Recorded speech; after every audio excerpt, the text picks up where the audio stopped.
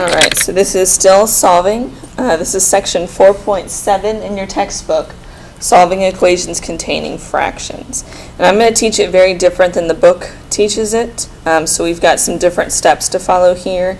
And this is to help you out in your next couple classes so that we're consistent all the way through. Anytime you have fractions and you're trying to solve, these 4 steps will make it much easier.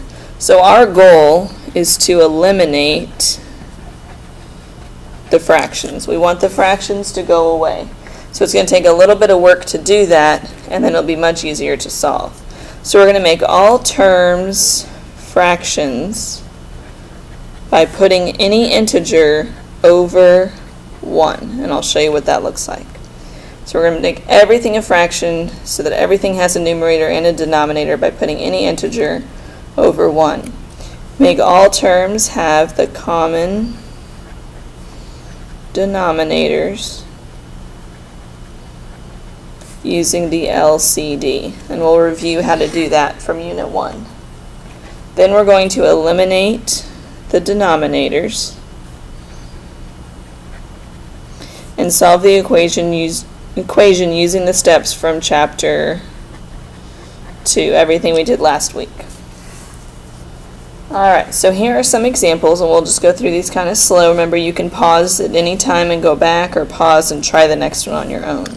So we have 1/2 times b equals 5. Anytime you have a fraction next to a variable, you want to go ahead and put the variable on top so that it clearly has a numerator and a denominator. So it's going to be 1b over 2 equals, and then we have an integer, we're going to put the 5 over 1.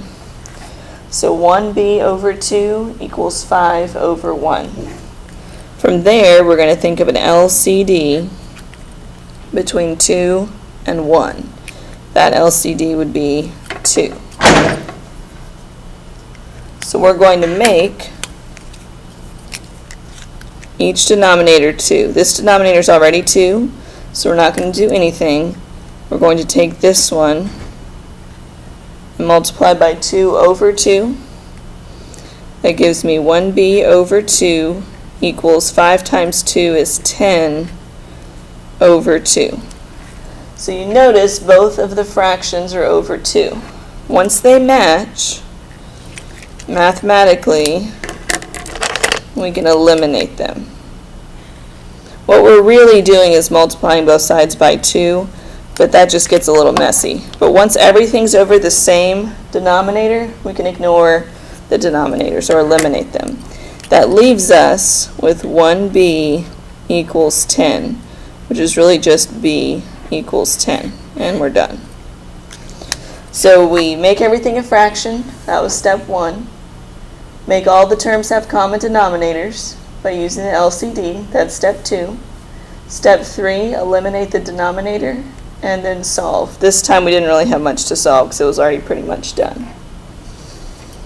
Alright, our next example, we have 12 equals negative 3 over 4x. So we're going to put the 12 over 1. Anytime you have a negative, we're going to put it on the top of the fraction. So it's going to be negative 3. We're also going to put the variable up with the 3 over 4.